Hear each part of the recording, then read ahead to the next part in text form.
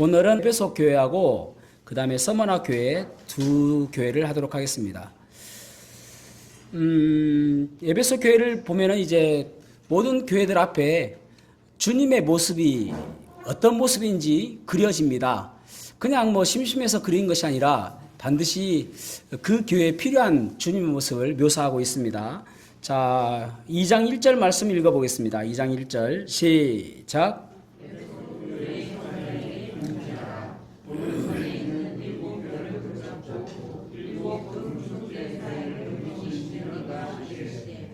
아멘.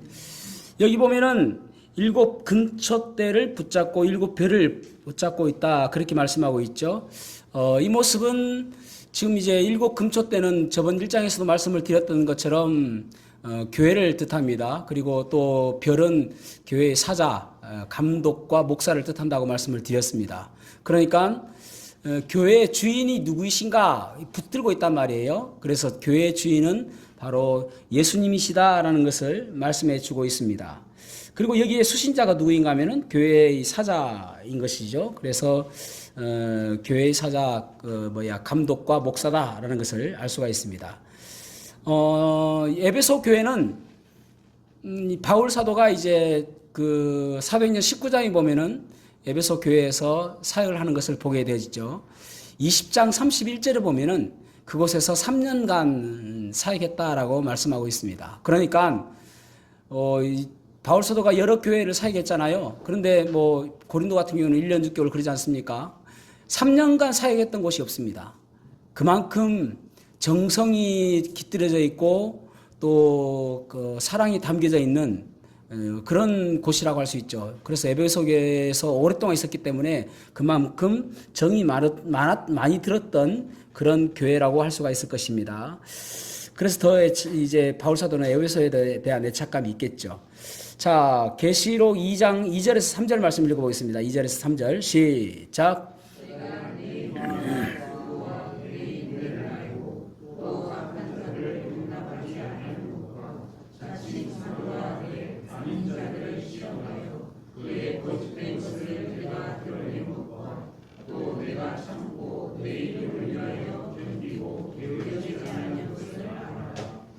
아멘.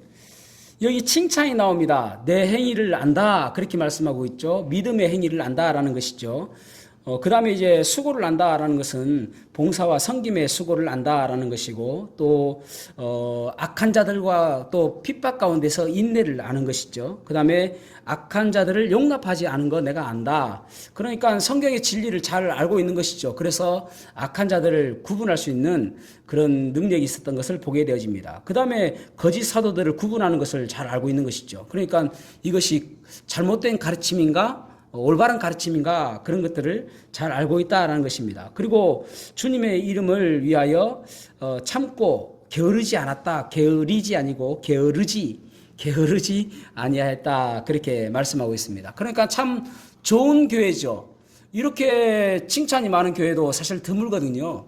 우리 교회도 칭찬만 많이 들었으면 좋겠습니다. 이런 거 좋은 교회입니다. 그런데 책망할 것이 있는 거예요. 자, 4절과 5절 말씀 읽어보겠습니다. 시작.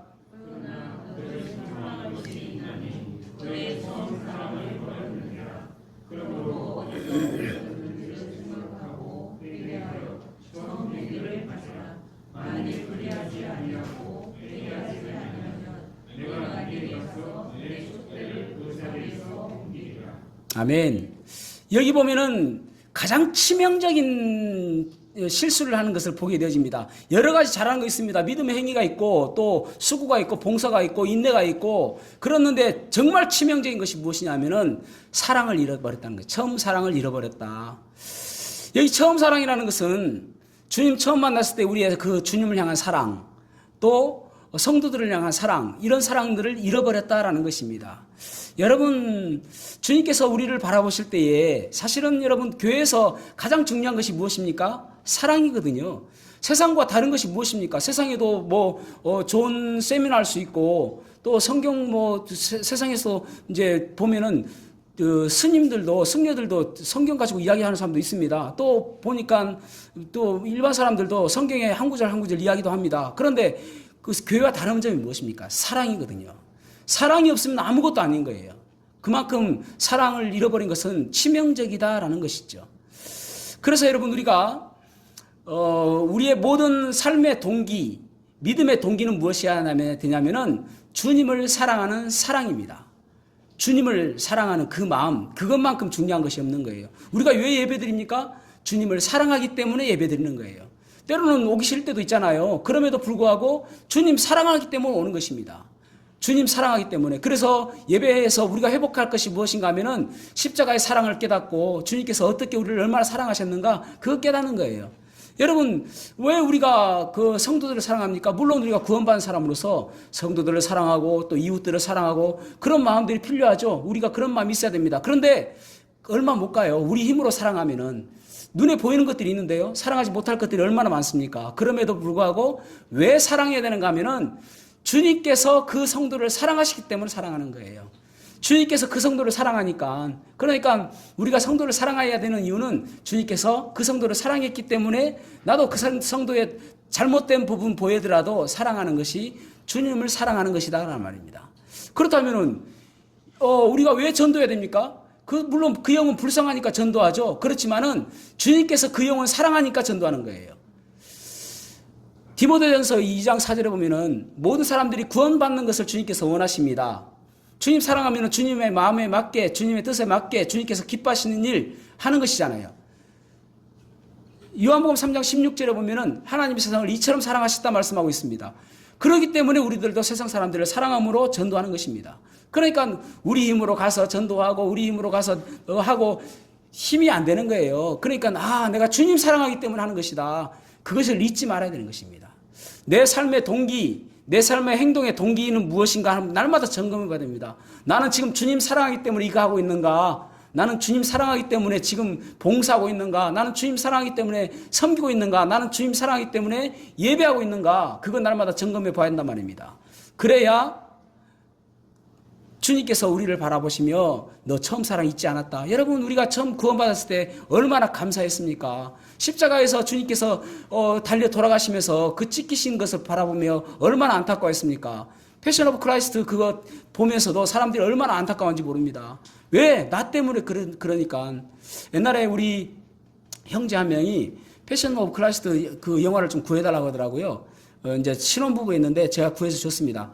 보다가 너무 처절하고 너무 잔인해가지고 못 보겠더라면서. 그리고 그 자매가 임신한 중이었어요. 태교에 안 좋겠다 싶어서 못 보겠다 하더라고요. 그만큼 처절하게 그만큼 핍박받으시면서 그만큼 고통당하시면서 우리를 사랑하셨잖아요. 그 사랑으로 우리가 예배하고 그 사랑으로 섬기고 그 사랑하는 마음으로 봉사하고 전도해야 되는 것입니다. 처음 사랑을 그것이 회복하는 거예요. 그런데 가끔 보면은 처음 사랑을 잃어버린 삶의 태도가 어떻게 되지냐면은 예배에 감동이 없어요. 언제부터인가 내가 돌밭 같은 그런 마음이 되어지고 언제부터 가시밭 같은 그런 마음이 되어지고 있다면은 처음 사랑 잃어버린 거예요. 그래서 본문에서 말씀하고 있지 않습니까? 어디에서 떨어졌는지 거기 가서 회개하라는 거예요. 어디 가서 떨어졌는지, 언제부터 떨어졌는지. 내가 언제부터 예배가 밍숭밍숭하고 내가 언제부터 예배가 감동이 없고 그때로 돌아가서 왜 그랬는지 그 이유를 따져봐라는 것입니다. 그래서 다시 돌아가서 회개하라는 거예요. 어떤 사람이 가로등기에 있어서 반지를 찾고 있는 거예요. 막 찾고 있습니다. 그래서 지나가다가 그 사람에게 물어봤습니다. 아니 뭐 하고 있습니까? 반지를 잃어버렸어요. 그래서 반지를 찾고 있습니다. 그래서 그 옆에 사람이 가다가 저도 찾아주겠습니다. 같이 막 찾았어요. 아무리 찾아도 구석구석 찾아도 안 보이는 거예요. 그래서 물어봤습니다.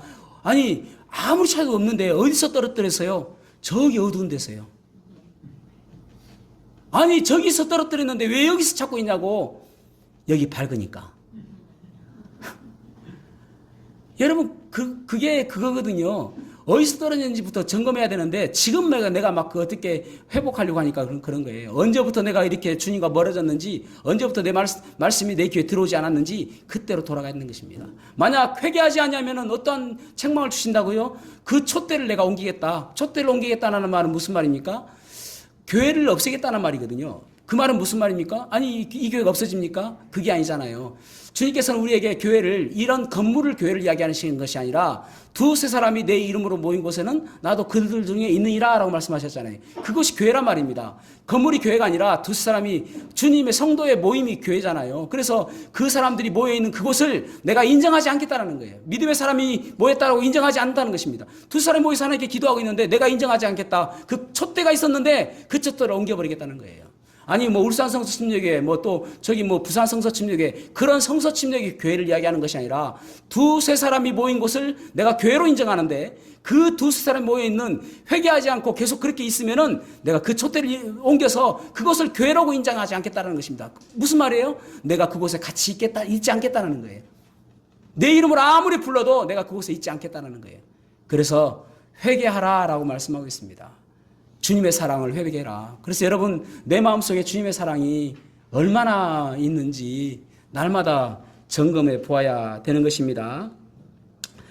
그러면서 권면과 경고를 하시는데 어디서 떨어진지 보고 회개하라 그렇게 말씀하고 있죠. 그러면서 6절 말씀을 읽어보겠습니다. 6절 시작.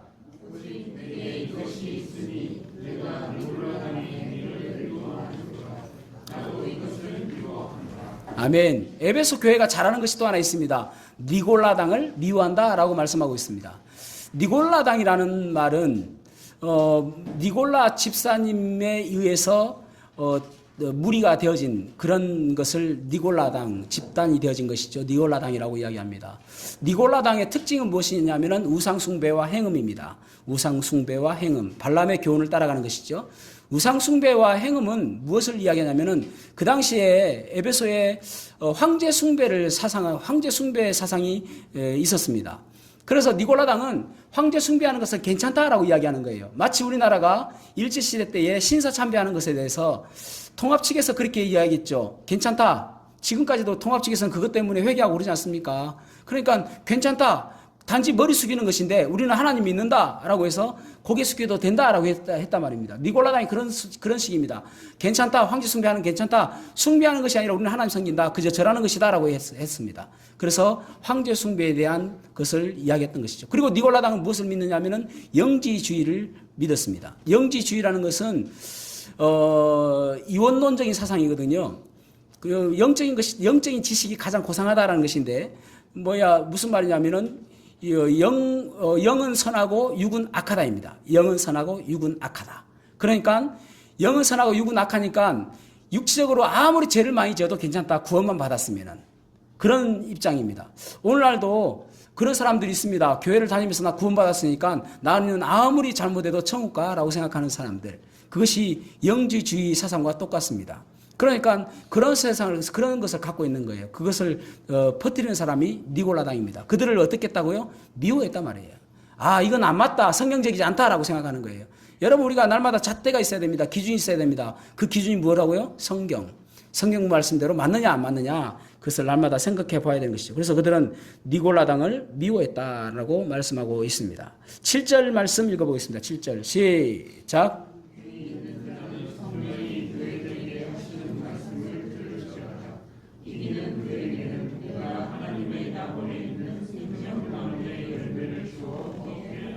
아멘. 생명나무의 열매, 우리의 새하늘과 새 땅에 갔을 때 있을 생명나무의 열매를 먹게 하겠다. 귀 있는 자는 들으라.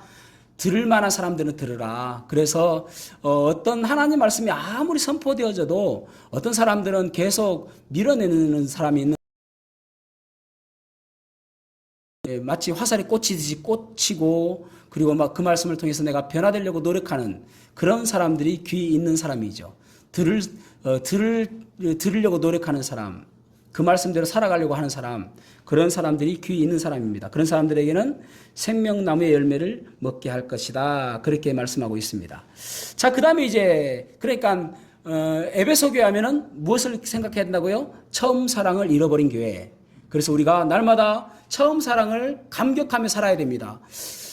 이거 무뎌지면 안 돼요. 무뎌지면 안 됩니다. 날마다 끄집어내고 해서 계속 생각하고 묵상하고 감사해야 되는 부분이죠. 여러분, 권태기가 무엇이에요? 부부간의 권태기가 무뎌지는 거거든요. 처음에는 손만 잡아도 찌릿찌릿하던 것이 무뎌지는 것이거든요. 그래서 예전에는 연애할 때는 어떻습니까? 교제할 때는 처음에 교제하기 전에 나와 결혼해주면 어떻게 해주겠다. 얼마나 장담을 많이 합니까? 그래서 맨날 쫓아다니잖아요. 결혼하고 나면은 잡힌 고기에 미끼 안 준다? 그런 이야기 하잖아요. 더 잘해야 되죠. 왜 그렇습니까? 무뎌지니까. 주님과의 관계도 영적으로 무뎌지지 않기 위해서는 처음 사랑을 회복해야 된다라는 것입니다. 자, 그 다음에 서머나 교회 8절에서 11절 말씀 읽어보겠습니다. 8절 말씀 읽어보겠습니다. 8절만 시작.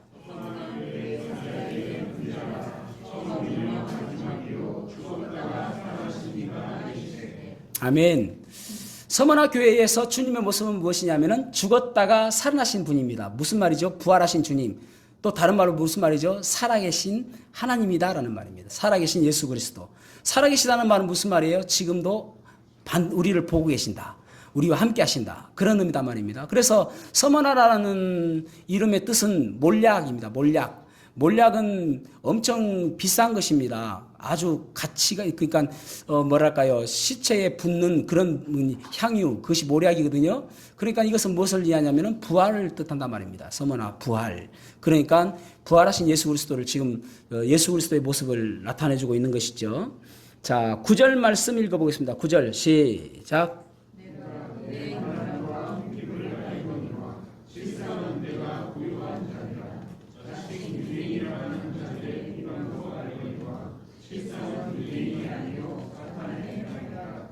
아멘.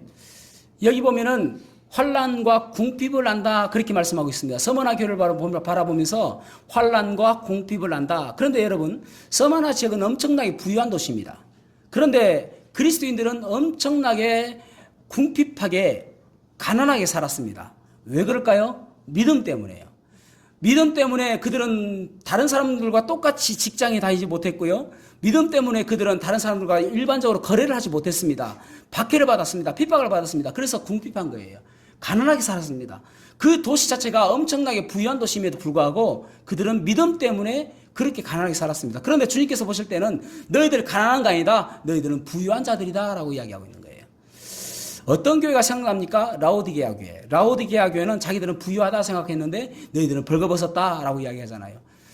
여기에서 그 7교회 가운데 책망 많이 받는 교회가 라오디게아 교회거든요. 서머나 교회는 책망이 없습니다. 칭찬밖에 없어요. 그러니까 환난과 궁핍을 안다. 너희들은 실상은 마음적으로 영적으로 부유한 사람들이다라고 이야기해주고 있는 거예요. 가난한 것 같지 안 보인다라는 거예요. 그런 모습입니다. 우리가 믿음 생활하면서 주님의 우리의 마음을 보시잖아요. 힘들고 어려울 때도 있죠. 그럼에도 불구하고 우리가 날마다 기뻐하고 여유로움을 가지고 평화로운 가운데 평안을 누리며 살면은 주님께서 우리를 바라보시며 너 부유하게 보인다라고 이야기하는 거예요. 겉으로는 우리가 돈이 없고 금전적으로 좀 물질적으로 부족하다 할지라도 너 부유하게 보인다라고 하시는 거예요. 그런데 여기서 중요한 단어가 무엇이냐면은 요한계시록에서 계속적으로 주님께서 말씀하신 거 뭐예요?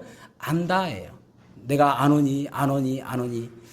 안다라는 것은 양면성이 있죠. 하나는 알면은 우리가 주님께서 아시기 때문에 위로와 격려가 되어주고요. 또 하나는 무엇입니까? 두려움이 있는 것이죠. 그래서 우리의 믿음이 올바른 믿음으로 살기 위해서는 주님께서 아신다라는 거예요. 주님께서 보고 계신다라는 그런 믿음입니다. 지금도 우리를 바라보고 계신다라고 하면은 우리가 두려움 가운데 믿음 생활할 수 있겠죠. 두려움 가운데 믿음 생활했던 사람이 누구입니까? 요셉이죠. 요셉은 내가 어떻게 하나님께 득지하겠느냐, 내가 어떻게 하나님 앞에서 죄를 짓겠느냐라고 그렇게 이야기했던 사람입니다. 그래서 범죄하지 않으려고 성결하게 거룩하게 살려고 노력했던 사람이 요셉입니다. 하나님이 아시는 것을 무시했던 사람이 누구입니까? 사울이죠. 하나님께서는 아말렉과의 전투에서 헤렘법, 진멸하라고 말씀하셨는데 진멸하지 않았습니다. 그러니까 사무엘이 어느 날 사울을 갔어요. 사울한테 갔습니다. 그러니까 사울 그 옆에서 보면 음매하는 소리가 들리는 거예요. 저 울음소리는 뭡니까? 라고 이야기하니까 하나님께 내가 제사하려고 좋은 놈으로 놔뒀다라고 이야기합니다. 마음 중심을 아시잖아요. 결국은 하나님께서 사울을 폐하시게 되는 것이죠. 하나님을 무시했던 사람이 또 누구입니까? 모른다고 생각했던 사람이 누구입니까? 아나니아와 삽비라. 사도행전 5장에 나오지 않습니까? 아나니아와 삽비라도 얼마나 선한 일입니까? 자기의 재산을 파는 것은 선한 일이거든요. 그래서 팔아서 다 가져오지 않고 일부만 가져왔습니다. 거기까지도 괜찮아요. 그런데 이것이 다냐라고 했을 때 그 질문이 아주 중요한 질문이죠. 이것이 다냐라고 했을 때에 아닙니다. 다가 아닙니다라고 했으면 살았을 것입니다. 그런데 하나님이 모르신다고 생각하고 답니다라고 해서 죽었어요. 거기에서 보면은 성령을 속였다, 하나님을 속였다 두 번 이야기해요. 그만큼 두려운 존재라는 것이죠. 그래서 하나님은 지금 서머나 교회를 바라보시며 내가 너희들의 환난과 궁핍을 안다라고 이야기하는 거예요. 한 가지 의문점이 있죠. 하나님께서 서머나 교회를 안다라고 하면은 그러면은 구원해 주시지 그 고통 아시는데 왜 구원해 주지 않았을까? 그 고통에서 면하게 해 주시지 왜 면하게 해 주시지 않으셨을까? 고통은 우리에게 크게 두 가지가 되어지죠. 하나는 우리의 연단, 성숙을 가져옵니다. 성숙은 욥을 보십시오. 욥은 당대에 의로운 사람이라고 이야기했습니다. 그럼에도 불구하고 여러 가지 고난이 왔습니다. 그런 가운데서 그가 점점 변하게 되어지는데 처음에는 주신 자도 여호와시요 취하신 자도 여호와시다라고 했지만은 점점 갈등이 되어지지 않습니까? 그런데 그 고난이 끝났을 때가 언제냐면은 내가 예전에는 귀로만 하나님을 들었었더니 이제는 눈으로 배움나이다 라고 고백합니다. 그때부터 끝나는 거예요. 이제 너는 믿을만하다. 너는 성숙했다. 너는 연단되어졌다 라고 끝나니까 하나님께서 그에게 축복해 주세요. 어떻게 축복해 줍니까? 양이 7,000마리 있는데 14,000마리가 되었어요. 그리고 낙타가 3,000마리였는데 6,000마리가 되었어요. 소가 500마리였는데 1,000마리가 되었습니다. 배로 늘어난 것이죠. 그리고 그가 140년을 더 살고 죽었습니다. 됐다라고 생각하는 거예요. 하나님께서 보실 때 너 이제 됐다. 모든 것들을 내가 합격이다라고 하시는 거예요. 하나님께서 우리에게 또 고난을 주시는 이유는 무엇인가 하면은 그것을 감당할 수 있기 때문에 주시는 것입니다. 다시 한번요. 고난을 주시는 이유는 그것을 감당할 수 있는 우리가 감당할 수 있다라고 믿기 때문에 그렇습니다. 서머나 교회에 고난을 주시는 이유는 그것을 감당할 수 있다라고 믿었기 때문에 그렇습니다. 그래서 사람이 감당할 시험 밖에는 우리에게 시험을 주신 일이 없다라고 고린도전서 10장 13절에 말씀하고 있잖아요. 그러니까 우리가 감당할 시험만 주시는 거예요. 그래서 우리가 고난 받을 때에 하나님께서 나를 이 정도 고난은 이길 수 있다라고 믿으시는구나 라는 그런 마음으로 고난을 받으면 되겠죠. 그래서 서양 속담에 이런 말이 있습니다. 주인이 나귀에게 짐을 실을 때에 짐을 이길 수 있는 만큼만 싣는다. 다시 한번요. 주인이 나귀에게 짐을 실을 때에 그 짐을 이길 수 있는 만큼만 싣는다. 나귀가 그 짐을 이길 수도 없는데 그 짐을 실는 어리석은 주인이 어디 있겠습니까? 주저앉아 버리는데. 그래서 주인은 그 나귀의 짐을 이길 수 있는 만큼만 실는 것처럼 주님께서도 우리에게 고난을 주시는 이유는 때론 우리를 고난에서 구원해 주지 않는 이유는 무엇인가 하면은 그 고난을 통해서 연단되어지기 원하시는 방법과 또 하나는 우리가 그것을 감당할 수 있는 힘이 있다. 그 믿음이 있다라고 믿기 때문에 고난을 주신다는 사실을 기억하시기를 바랍니다. 자, 그 다음에 몇 절을 보시나요? 네? 10절. 네. 10절, 11절 읽어보겠습니다. 10절, 11절. 예, 시작.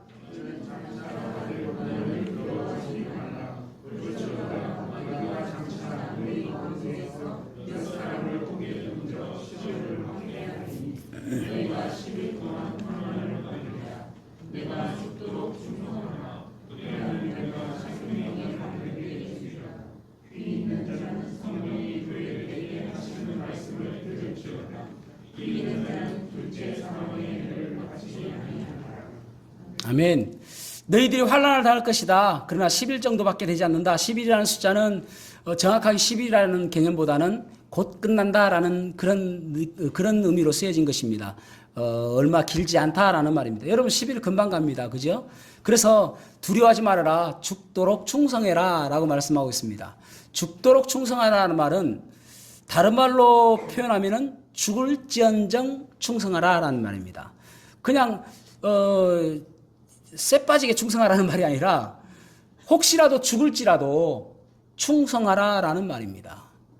그러니까 여러분 지금 우리가 충성하는 것은 죽지 않아요. 그죠? 아무리 충성해도 죽지 않습니다. 혹시라도 죽을지라도 충성해라 라는 말입니다. 서머나 교회 감독이었던 사람이 누구냐면은 폴리갑입니다. 폴리갑은 그가 86세에 순교를 당했습니다. 156년 2월 22일입니다. 그때 순교를 당했습니다. 폴리갑에게 이제 군사들이 잡으러 왔습니다. 폴리갑 집으로. 그래서 목사님 우리하고 같이 가셔야 되겠습니다 라고 합니다.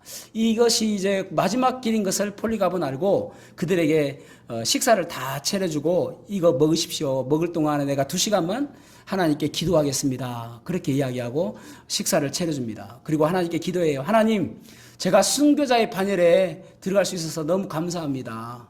제가 이렇게 순교할 수 있는 거 너무 감사합니다. 그렇게 감사 기도를 하고 그들을 따라 나섭니다. 따라 나서서 이제 원형 경기장에 도착합니다. 그곳에서는 불태워 죽일 그런 불들이 불타고 있었고 맹수들도 있었습니다.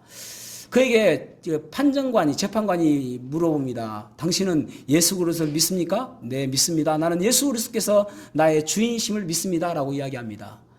그러자 재판관이 뭐라고 이야기하냐면은 86세가 된 노인이니까 오늘날로 치면 그러겠죠. 노인장, 어르신, 나이도 그렇게 연세가 많으신데 딱 한 번만 내가 예수님 믿지 않겠습니다라고 부인하면은 내가 황제를 섬기겠습니다라고 부인하면은 내가 당신을 살려주겠습니다라고 이야기합니다. 그러자 폴리갑이 뭐라고 이야기하냐면은 내가 86년간 사는 동안 한 번도 주님께서 나를 실망시킨 적 없으시고 나를 부인하신 적이 한 번도 없는데 내가 지금 살기 위해서 내가 예수님을 부인하겠습니까? 라고 이야기해요. 그리고 화형에 처하게 되어집니다. 이것이 죽을지언정 충성하는 거예요. 죽을지언정. 폴리갑은 사도 요한의 직속 제자거든요. 지금 요한계시록을 쓰고 있는 때는 AD 96년입니다. 그리고 앞으로 이제 한 60년 되어져서 이제 폴리갑은 순교하게 되어지거든요. 이 말씀을 보았겠죠. 아, 내가 죽을지언정 충성해야 되겠다. 그런 마음이 있었겠죠. 그렇게 폴리갑은 순교를 했습니다. 충성이라는 말은 우리가 한자로 따진다면은 마음의 중심 아닙니까? 내 마음의 중심에 예수 그리스도를 담고 살아가는 것입니다. 흔들리지 않는 것. 그래서 좌루나 우루나 치우치지 않는 것. 오직 예수 그리스도가 내 마음 중심에 자리 잡고 있는 것이 충성입니다. 영국 런던의 워커 박물관에 있는데 거기에 한 작품이 있는데 그 작품은 어떤 내용이냐면은 AD 79년에 폼페이가 망하거든요. 왜 망하냐면은 베수비우스 화산이 폭발해가지고 그 도시를 다 덮어버립니다. 그래서 콘트러라는 그 작가가 이 장면을 그림으로 그린 것입니다. 그 그림이 어떤 그림이냐면은 성문 앞에서 보초 쓰고 있는 군병이 화산이 막 폭발해가지고 용암이 막 이렇게 떨어지고 있는데 그대로 차렷 자세로 있는 거예요. 그래서 그것이 화석으로 나중에 발굴될 때 발굴된 것입니다. 그것을 그림으로 그려놓은 거예요. 콘트러라는 사람이. 그래서 그 밑에 그 그림의 제목이 무엇이냐면은 충성입니다. 충성. 충성이라는 것은 무엇인가 하면은 내 자리를 지키는 것입니다. 교회에서 내 자리를 지키는 것, 가정에서 내 자리를 지키는 것, 직장에서 내 믿음의 자리를 지키는 것, 그것이 충성이라고 할 수 있는 것이에요. 여러분, 내가 있어야 될 그 자리에서 내가 지금 잘 하고 있습니까? 그곳 이탈하고 있지는 않습니까? 그거 잘 지키고 있습니까? 그것이 충성입니다. 충성. 그것을 어떻게 하라고요? 죽을지언정 충성하라. 그렇게 말씀하고 있는 거예요. 충성의 그 헬라어 단어는 우리가 지금 교리 공부하고 있는 피스티스입니다. 자, 그런 사람에게 생명의 면류관을 주겠다. 라고 말씀하고 있죠. 생명의 면류관을 주겠다. 주님께서 인정해 주신다라는 말입니다. 보상해 주신다라는 말입니다. 여러분, 우리는 어떤 교회를 소망합니까? 어떤 교회를 꿈꿉니까? 저는 서머나 교회 같은 그러한 교회가 되기를 소망합니다. 책망받지 못할 것이 없는 그런 교회가 되었으면 좋겠습니다. 주님께서 우리를 바라보시며 너 잘했다라고 칭찬만 있는 그러한 교회가 되었으면 좋겠습니다. 교회는 누가 만들어 간다고요? 우리가 만들어 가는 것입니다. 그래서 촛대가 옮겨지지 않는 내가 있는 그곳이 주님께서 기뻐하시는 교회가 되기를 주님의 이름으로 축복합니다. 그래서 주님께서 우리를 만났을 때에 너 정말 잘했다라고 칭찬받는 그러한 삶이 되었으면 좋겠습니다. 기도하시겠습니다.